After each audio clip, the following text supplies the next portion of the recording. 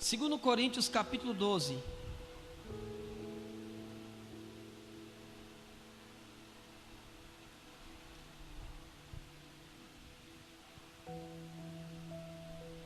Segundo Coríntios capítulo 12, verso 7.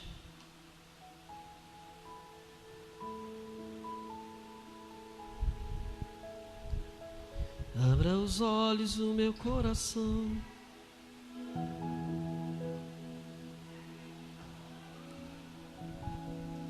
Segundo Coríntios capítulo 12, versículo 7. Quem encontrou, diga graças a Deus. Quem não encontrou, diz pelo amor de Deus. Tá bom? Se precisar de ajuda, levanta a mão. Nosso obreiro Fabiano ou nossa evangelista Lena vai te ajudar. 2 Coríntios capítulo 12, no verso 7, diz assim: E para que não me soberbesse com a grandeza das revelações, foi-me posto em espinho na carne, mensageiro de Satanás para me esbofetear, a fim de que não me exalte. Por causa disso, 3 vezes pedi ao Senhor que o afastasse de mim. Então ele me disse: a minha graça te basta, porque o poder se aperfeiçoa na fraqueza. De boa vontade, pois, me gloriei eu nas fraquezas, para que de mim repouse o poder de Cristo. Pelo que sinto prazer nas fraquezas, nas injúrias, nas necessidades, nas perseguições, nas angústias por amor de Cristo, porque quando sou fraco, então é que sou. Põe a mão na sua Bíblia, diga assim comigo: Senhor, fala comigo e me ensina teus caminhos, em nome de Jesus. Pode assentar, aplauda o nome dele bem forte.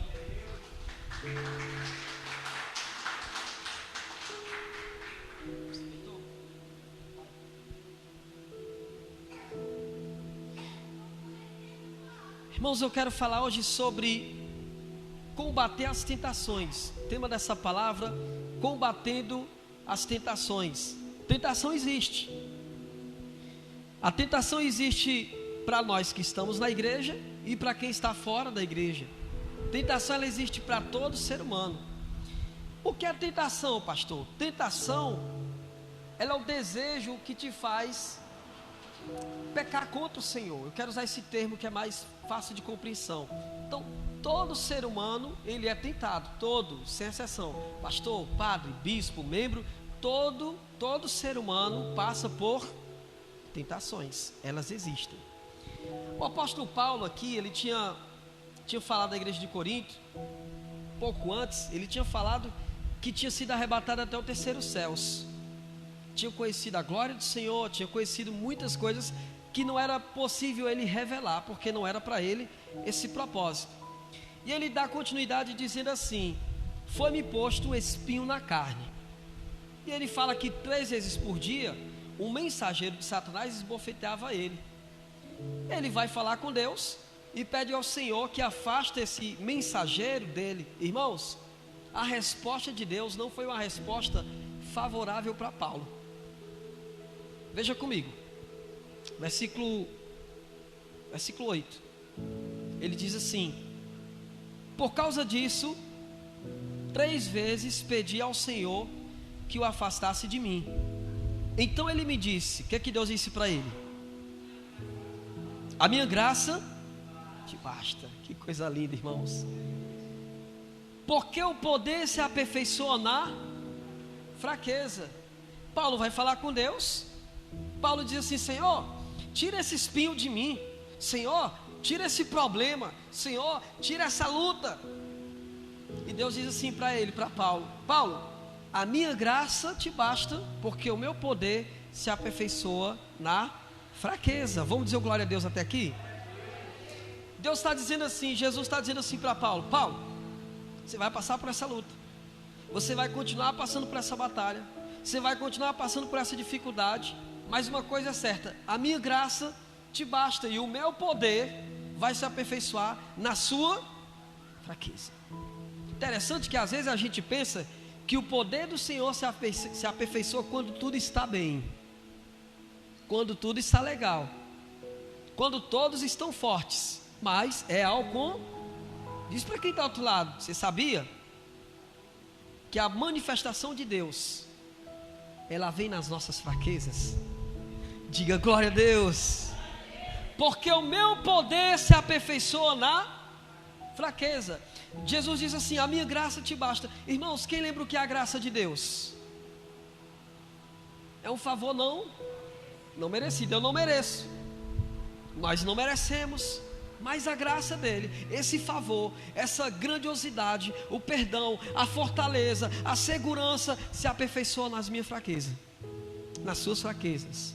Jesus estava dizendo assim, Paulo, em outras palavras, Jesus estava dizendo assim: Paulo, de maneira nenhuma eu vou tirar esse problema, de maneira nenhuma eu vou afastar esse mensageiro de Satanás. Pelo contrário, eu vou aperfeiçoar o meu poder nesses momentos de fraqueza que você está passando. Eu vou aperfeiçoar o meu poder nesse momento de batalha que você está passando, porque o meu poder vai se aperfeiçoar na tua fraqueza. Em outras palavras, nos seus problemas serão glorificado o meu nome, e haverá testemunho da minha parte em cada problema vencido. Diga glória a Deus. Então vamos aplaudir o Senhor por isso mais uma vez.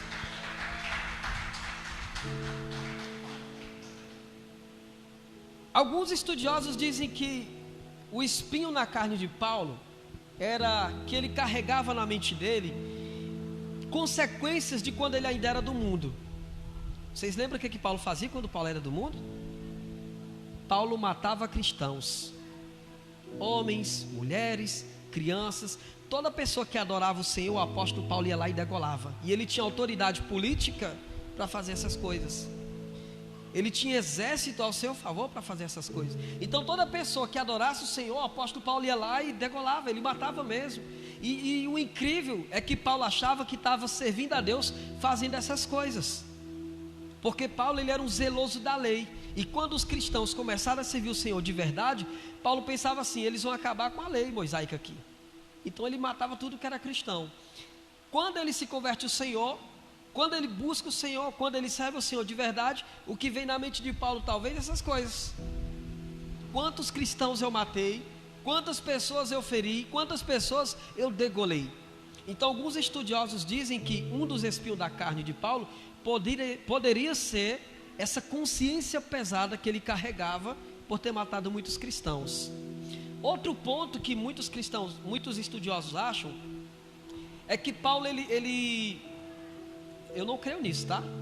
É algum ponto de alguns estudiosos, que Paulo, ele tinha desejo por outros homens, e ele carregava esse espinho, esse desejo. Enfim, terceiro ponto é que muitas pessoas acreditam que Paulo, ele realmente, esse espinho na carne de Paulo era um demônio que verdadeiramente aparecia e batia nele. Se você me perguntar: pastor, o que o senhor acha desses 3 pontos? Irmãos, eu fico com o primeiro.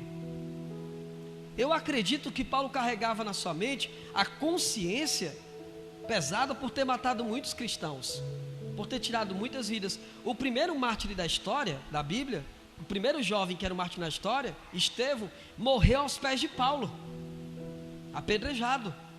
Então Paulo carregava uma consciência pesada, e muitas pessoas imaginavam assim, que Paulo, ele tinha ainda aquele remorso sobre ele. Quem está entendendo isso? Então muitas das vezes, o que acontece? Esse mensageiro de Satanás, acredita-se que era o acusador, que era o diabo, que aparecia e dizia assim para ele: está pensando que Deus vai te perdoar? Olha o que você fez, quantos cristãos você matou, quantas pessoas você degolou, quantas vidas inocentes você tirou. Quem está entendendo até aqui? É assim nos dias de hoje também? É. Satanás, o que ele faz? Ele oferece o pecado de uma maneira fácil, para que o ser humano peque. E o ser humano, ele gosta do pecado, porque a natureza humana, a natureza do ser humano é pecaminosa, irmãos. Vocês entendem isso? A natureza do ser humano é pecaminosa. Eu, você, nós, quem está dentro ou quem está fora da igreja, somos falhos. A natureza do ser humano é pecaminosa, é falha. Mas quando você falha, quando você peca, vem aquele pensamento, vem aquela consciência pesada. Irmãos, a palavra do Senhor diz, inclusive o nosso irmão Fabiano falou sobre isso, que o ser humano, ele é justificado pela fé. E o que é fé? É você crer que o amor de Deus é suficiente para te perdoar, te purificar, te limpar de todos os seus pecados. Diga glória a Deus. Diz assim para quem está ao teu lado: perdoados estão os teus pecados. Fala com fé, irmão. Amém? Porque não é o pastor, não é a igreja, mas é o sangue que foi derramado na cruz do Calvário. Esse sangue que foi derramado, quando você se arrepende, quando você pede perdão pelos seus pecados, o Senhor, Ele vem e se aperfeiçoa em você. Diga glória a Deus. Então, igreja, eu quero deixar bem claro: eu, você, todos nós vamos passar por tentações, por batalhas. Mas uma coisa é certa, diga assim comigo: o Senhor venceu o mundo, e eu também vencerei. O que está escrito lá em Tiago capítulo 5? Que todo que é nascido de Deus vence o mundo. E essa é a vitória que vence o mundo, a nossa fé. O que é fé? Certeza absoluta. Você está caminhando com Deus, você está servindo a Deus, você está buscando a Deus, você está aplicando o teu coração no chamado, você está aplicando o teu coração na vontade de Deus. Vai vir a tentação, vai vir a provação, vai vir a dificuldade, mas você já está decidido, querido. Você está decidido que você é de Cristo, que você é mais que vencedor, e que o mundo não vai te alcançar. Você pode até balançar, mas você não vai cair, porque o Senhor está te segurando em tuas mãos. Amém ou não amém? Então, o ser humano, ele tem essa natureza pecaminosa. Desde quando Adão, ele pecou contra o Senhor, ele abriu as portas do pecado para a humanidade. O ser humano peca no olhar, o ser humano peca no ouvir, o ser humano peca no falar, o ser humano peca no pensar. Irmãos, é impossível não ter um pecador nessa terra. E olha que tem muita gente que pensa que não peca só porque é muito bom como sociedade, na vida social. Sim ou não? Mas o ser humano, ele é falho. A Bíblia diz lá em Romanos que todos estão debaixo do pecado, no jugo do pecado. E só existe uma maneira da gente se livrar, irmãos: é quando a gente aceita Jesus e o sangue dele é derramado sobre nossas vidas. Sabe qual é a diferença do cristão para o ímpio? Ou do cristão para aquele que não serve o Senhor? É porque o cristão, quando ele peca, é por fraqueza. O ímpio peca porque tem prazer no pecado. O ímpio, quando peca, ele até se gloria no pecado. Eu vou dar um exemplo. O cara vai para uma festa, quando volta da festa, ele sai contando para todo mundo, todos os amigos: olha, foi bom, gostoso, peguei 3, o outro 2, o outro 5. A outro diz: bebi tudo que podia beber até cair. Ele se gloria no pecado. O ímpio se gloria no pecado. Essa é a diferença do servo de Deus para o ímpio. É que o ímpio, ele tem prazer no pecado. Por exemplo, aconteceu uma briga, o outro vai lá, sai dizendo: rapaz, quebrei a cara dele, acabei com ele, meti a pena na frente de todo mundo. O ímpio tem prazer no pecado.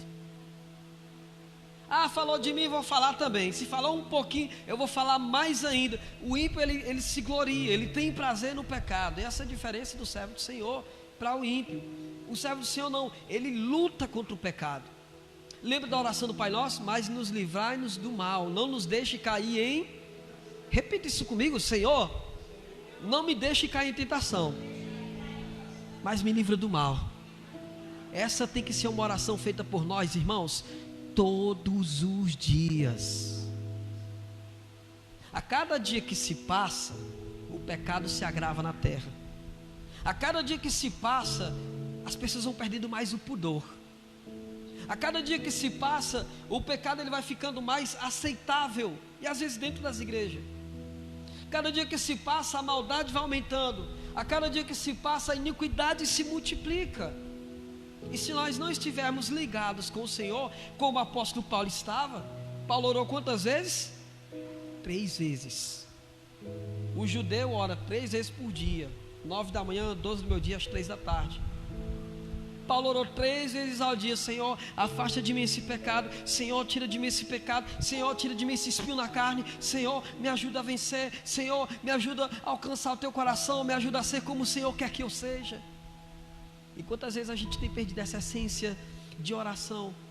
Quantas vezes a gente tem falhado com Deus até nessa questão de oração? Quem está entendendo, irmão? Qual é? Sabe, o inimigo, ele tem essa mesma pegada que ele tinha no Antigo Testamento. Satanás, ele tenta romantizar o pecado. Ele tenta inocentar o pecado. Lembra, com Eva foi assim. Eva, come esse fruto, deixa de ser besta. Eu não posso comer, que no dia que eu comer eu vou morrer, ela falou. Aí a cobrinha lá, a serpente, diz assim: tá pensando em comer desse fruto aí, você vai morrer? É? Deus está te enganando. Deus está te enganando. Se tu comer desse fruto, tu vai ficar igual a ele. Não era assim? Você sabe como é que é hoje? Você está vindo para o culto, você está feliz, você está adorando o Senhor, você está buscando o Senhor. Lá fora o inimigo usa alguém e diz assim: rapaz, você vai para aquela igreja, o pastor está te enganando, abestado. Você é um besta, está na igreja direto. Não precisa disso não. Para servir a Deus não precisa disso não. Sempre o inimigo, ele tenta romantizar a maneira de te afastar da presença do Senhor. E às vezes dentro de casa essas coisas acontecem. Nós temos que ser fortes, porque quando o espinho na carne vier, quando a tentação vier, se nós estivermos nos pés de Cristo, se nós estivermos na presença de Cristo, ao invés de nós cedermos às tentações, nós vamos fazer o que Paulo fez. Nós vamos orar ao Senhor, nós vamos clamar ao Senhor, nós vamos buscar o Senhor. Aleluia. Diz para quem está ao outro lado isso: você é mais que vencedor. Fala com fé, diga: você é mais que vencedor, campeão. Amém, amados? E eu pergunto: se a natureza do ser humano é pecaminosa, nós nascemos já com aquela essência de pecado. Eu costumo dizer que o pecado é como mato. Quem tem quintal aí em casa? Nasce mato lá? Mas você planta? Você planta mato? Você rega? Mas ele nasce e ele cresce.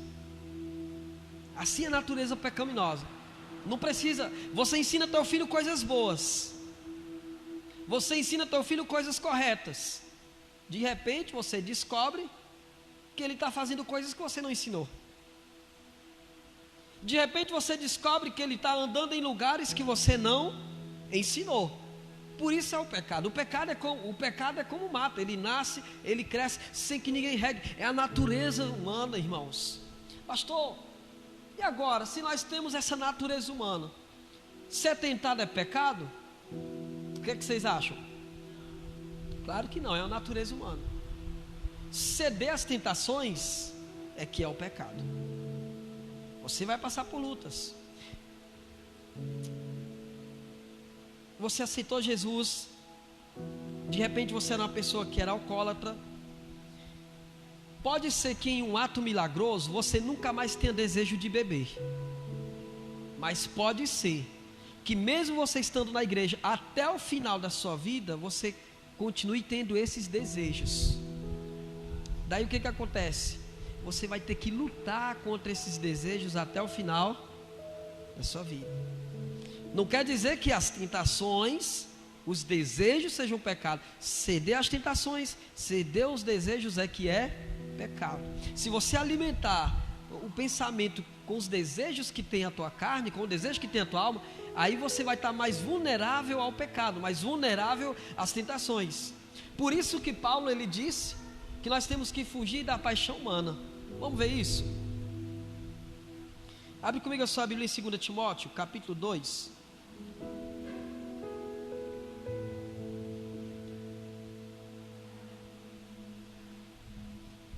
Segunda Timóteo, capítulo 2.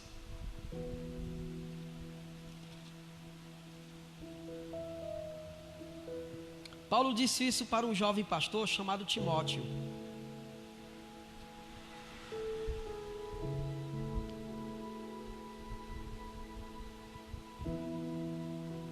Quem encontrou? Capítulo 2, versículo 22 de 2 Timóteo diz assim: foge outro sim das paixões da mocidade. Paulo falou isso para um jovem pastor que era Timóteo. Paulo disse assim: você tem que fugir da paixão da mocidade. Talvez na sua tradução esteja: foge da paixão humana. Vamos repetir comigo: fugir é um ato de coragem. Lembra de José?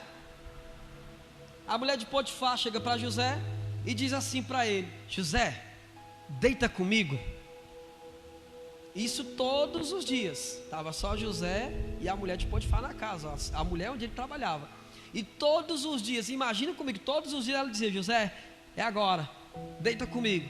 José, dá certo a gente ficar hoje? José, e aí, vai ou não vai, José? Você é frouxo? A Bíblia diz que uma vez ela pega a roupa de José. Você sabe que o judeu, a roupa naquele tempo era mais ou menos uma capa. Pega José pela capa e diz: é hoje, José, tu não escapa. E ele fugiu nu. E ela grita dizendo que José tentou violentá-la, que José tentou tirar a honra dela naquele momento. José fica sem palavras, José fica sem defesa. Deus estava com ele, mas ele fugiu. Porque fugir é um ato de coragem. Quando a gente ora e diz: Senhor, nos livra das tentações, nós não temos que andar em lugares onde nós seremos tentados. Quem entende isso? Qualquer lugar que vai ser uma tentação para você, amado irmão, amada irmã, não é um lugar bom para você. Qualquer programa que te faz pecar contra o Senhor, que você vai assistir ou na TV ou nas redes sociais, se vai fazer com que você fale, se vai fazer com que você peque, você tem que fugir disso. Eu costumo dizer que fugir é um ato de coragem. Fugir é para quem está em Cristo Jesus. Diga glória a Deus. Mas tem gente que já amanhece o dia procurando o pecado, procurando coisas que desagradam, coisas que te afastam do Senhor, coisas que vão te fazer se sentir sujo, coisas que vão te fazer se sentir distante do Senhor. Irmãos, como que nós vamos vencer a tentação? Como que nós vamos combater as tentações? Primeiro eu tenho que aprender a fugir do pecado. Glória a Deus. Amém ou não amém? Segundo ponto, diga: eu tenho que matar a minha natureza. Amém? Isso está em Colossenses capítulo 3. Se você quiser abrir, eu vou abrir para você. Colossenses capítulo 3, versículo 5.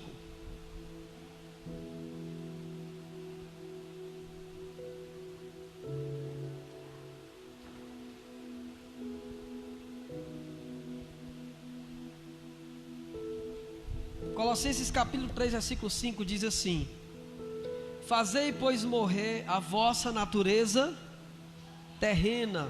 Só um minuto. Isso também é uma carta de Paulo. Paulo está dizendo assim: fazei morrer a nossa natureza terrena. Nós aprendemos hoje que a natureza do ser humano é pecaminosa, sim ou não? Então Paulo está dizendo agora, já que nós temos uma natureza pecaminosa, nós temos que fazer essa natureza morrer. Pastor, o que é o pecado da Bíblia? Ele continua aqui, olha só: fazer, pois, morrer a nossa natureza terrena. Qual é? Prostituição, impureza, paixão lascívia, né? Desejo maligno e avareza, que é a idolatria. Eu vou tentar explicar isso aqui. O que é a prostituição? É o ato sexual antes do casamento. Existe também a prostituição espiritual. Pastor, o que é uma prostituição espiritual?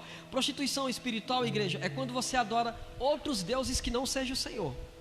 Você está pecando contra Deus, e é um pecado gravíssimo.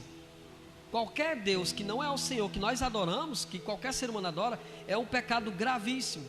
Um dos primeiros mandamentos, aliás, o primeiro mandamento é: não farás para ti imagem de escultura, nem no céu, nem na terra, nem no mar, nem em lugar nenhum, porque estará pecando contra o Senhor teu. E isso em qualquer Bíblia está escrito, irmãos. A nossa, a do espírita, a do católico, está escrita a mesma coisa. Mas o ser humano, ele quer dar um jeito de pecar contra o Senhor. O ser humano, ele quer interpretar uma maneira que ele possa ir contra a vontade de Deus. Então nós temos que matar a prostituição espiritual. Amém? Impureza. A impureza é um pecado. Impureza é aquele pensamento maldoso. Tem gente que malda de tudo, sim ou não? Tem. E hoje é mais fácil porque com o avanço da tecnologia, com o avanço da internet, não estou dizendo que a internet é pecado, tá bom? Mas dependendo do conteúdo que você consome, a tua mente vai ficando sadia ou vai ficando impura. É ou não é verdade? Dependendo do conteúdo que você vai consumir, a tua mente vai ficar sadia ou vai ficar impura. Já diz o ditado: nós somos aquilo que nós comemos. O ser humano é aquilo que ele come. A tua saúde vai depender daquilo que você ingere. De manhãzinha, vamos lá, coxinha, bolo de leite, mini pizza, isso é bom demais, é ou não é? Só coisas gostosas. De repente teus batimentos cardíacos estão maiores, você sabe por quê? Ser humano é aquilo que ele come. Então a gente tem que ter um total cuidado também da maneira espiritual. O que você está consumindo na rede internet, nas redes sociais? O que você anda assistindo? Que tipo de música que você ouve? Nós somos receptores. Os teus olhos são receptores. Os teus ouvidos são receptores. E o mundo se encarrega de trazer para a humanidade, de tirar a inocência. Até um tempo atrás a gente não via crianças seminuas, sim ou não? Você vai nas redes sociais, o que mais tem é crianças seminuas se rebolando e dançando, e os pais acham isso bonito. Sabe o que a Bíblia diz mais? Olha o outro versículo aqui, continuando o mesmo versículo. A impureza e a paixão lascívia. Pastor, o que é lascívia? Lascívia vem de lascivo, do latim. Significa o desejo, a intenção de despertar o desejo sexual em outras pessoas. Significa deixar com que outras pessoas iam desejar partes do teu corpo. Posso continuar falando, sim ou não? Posso pregar a palavra? Por exemplo, qual a intenção de andar de roupa mostrando partes do seu corpo?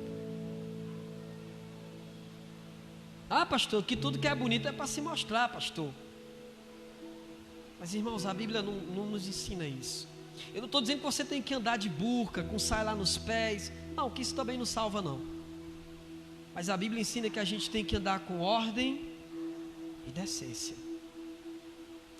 Então a lascívia é o ato de despertar sexualidade em outras pessoas. E a lascívia é um pecado, porque tanto você pega como vai fazer outras pessoas pecarem. Nós temos que vencer a lascívia em nome de Jesus. Glória a Deus por isso. Mas o mundo, o que o mundo mostra hoje? Ah, pastor, é moda. O mundo quer que nós íamos andar conforme a modestia que eles passam para a gente. Mas nós não somos desse mundo, irmãos. Nós somos de Cristo. Nós somos de Jesus. Você é de Jesus. O teu corpo é para o teu esposo. O teu corpo é para a tua esposa. Ninguém mais precisa saber como é que é você. A palavra do Senhor diz que nós somos templos e moradas do Espírito. Todas as vezes que você mostra o seu corpo, eu quero ter ousadia para falar isso. Todas as vezes que você mostra o teu corpo para alguém que não é teu esposo, existe um espírito imundo chamado pombagira que está por trás disso. Pastor, misericórdia. Nós temos que ensinar esses irmãos para quê? Porque ou nós agradamos ao Senhor, nós não agradamos o Senhor. Ou nós servimos o Senhor, nós não servimos o Senhor. Servir o Senhor é andar com integridade, é andar com retidão. E só existe uma maneira de combater as tentações. Eu tenho que fazer morrer a minha natureza terrena, que não é fácil. Não é fácil você matar os teus próprios desejos. Amém? Não é fácil você matar as tuas próprias vontades. Mas se você quiser, você pode. Se você quiser, a Bíblia diz que se nós quisermos, nós somos mais que vencedores. Não vai ser fácil, não vai ser fácil para o pastor, não vai ser fácil para o membro, não vai ser fácil para ninguém. Por isso que nós temos que fazer. Paulo está dizendo, olha, você tem que fazer morrer a tua natureza humana. Um morto sente, um morto ouve, um morto vê. É por isso que Paulo está dizendo, fazer morrer a tua natureza terrena. Amém por isso? Vamos aplaudir o Senhor.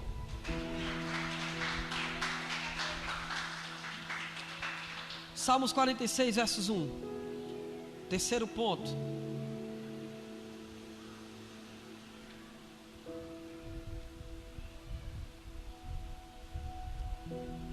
Presta bastante atenção nessa palavra, nesse último ponto.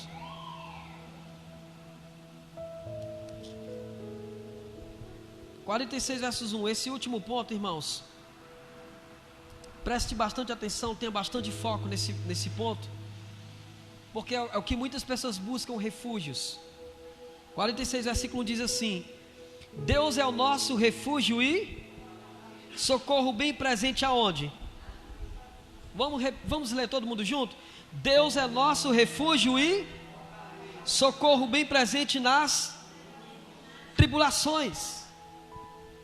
Local de refúgio. Todo ser humano tem um local de refúgio. Às vezes teu local de refúgio é a tua cama chorando, né? Às vezes a pessoa vai ouvir uma música, ela está atribulada, ela vai ouvir um louvor.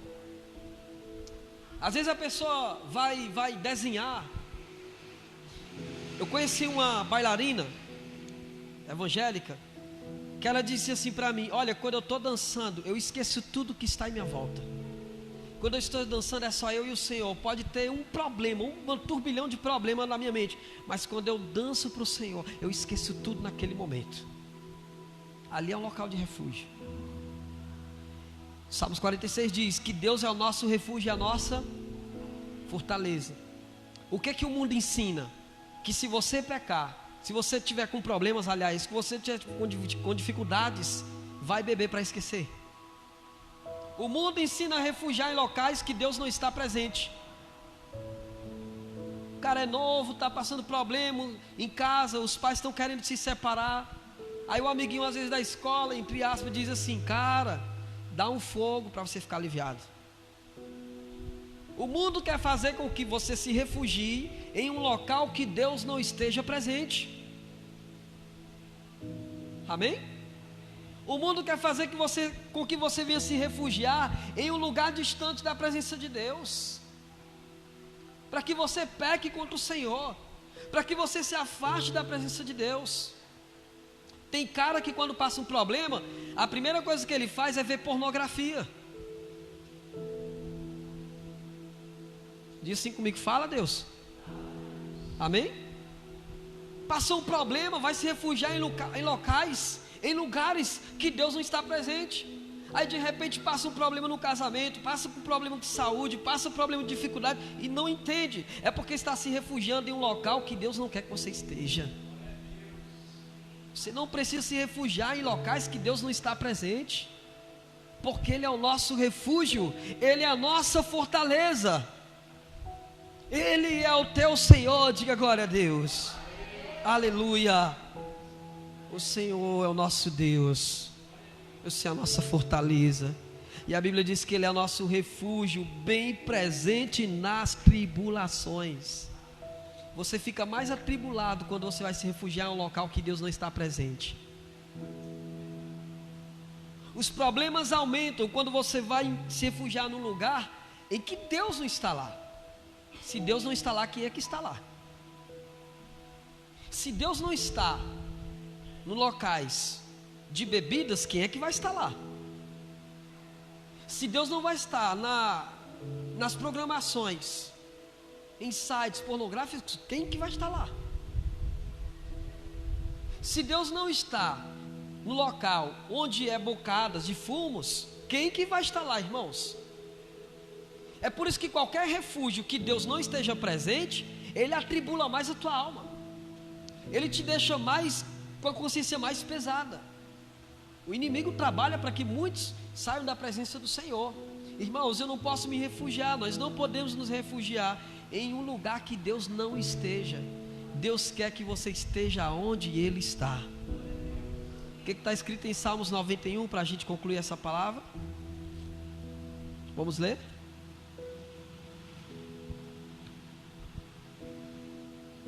Aleluia. Salmos 91 diz assim: o que habita no esconderijo do Altíssimo e descansa à sombra do Todo Onipotente. Aleluia. Amém ou não amém? O que habita no esconderijo. Pastor, o que é um esconderijo? Esconderijo é um lugar secreto, ninguém te encontra lá. Amém? Esconderijo é um lugar onde só o Senhor, os olhos do Senhor te veem. Lembra que Jesus disse: se você passar um problema, entra no teu quarto, fecha a porta do quarto, ora ao Senhor, teu Pai que está em secreto te vê e te recompensará. Amém ou não amém? Entra no teu quarto, fala com Deus, conversa com Deus, se refugia no Senhor, se refugia em Deus. Deus é o único que pode trazer refúgio para nossas vidas. Irmãos, Se o Senhor não for teu refúgio, quem que vai ser? O que a Bíblia diz em Salmo 127? Se o Senhor não vigiar a casa, em vão vigiam os sentinelas. Todo trabalho é inútil quando Deus não está presente. Todos. Olha aí, Salmo 127. Se o Senhor não edificar a casa, em vão trabalham os que edificam. Se o Senhor não guardar a cidade, em vão vigia a sentinela. Ele continua dizendo: inútil vos será levantar de madrugada, repousar à tarde, comer o pão que penosamente granjeaste. Aos seus amados ele dá enquanto os dormem. A herança do Senhor são os filhos, e o fruto do seu ventre, o seu galardão. Se Deus não estiver presente, irmãos, se Deus não estiver presente, vai ser inútil. Então, não ande em lugares que o Senhor não esteja presente. Se refugie no Senhor, tenha Ele como teu Deus, tenha Ele como teu refúgio, tenha Ele como tua fortaleza, tenha Ele como o Senhor da tua vida de verdade. Coloca Ele acima de tudo, acima de todos. Você não vai se arrepender se Deus estiver na tua vida em todos os aspectos. Você não vai se dar mal se o Senhor estiver presente na tua vida em espírito, em verdade. O Senhor, Ele nos criou para isso, para servirmos Ele em espírito e em verdade, amém? E só existe a maneira de combater as tentações: esteja debaixo da onipotente mão de Deus. Aleluia, amém? Quem recebe essa palavra, diga glória a Deus. Aplauda o nome dele bem forte, em nome de Jesus.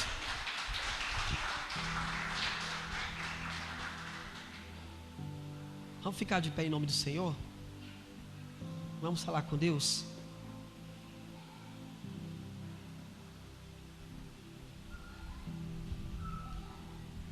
Fecha teus olhos.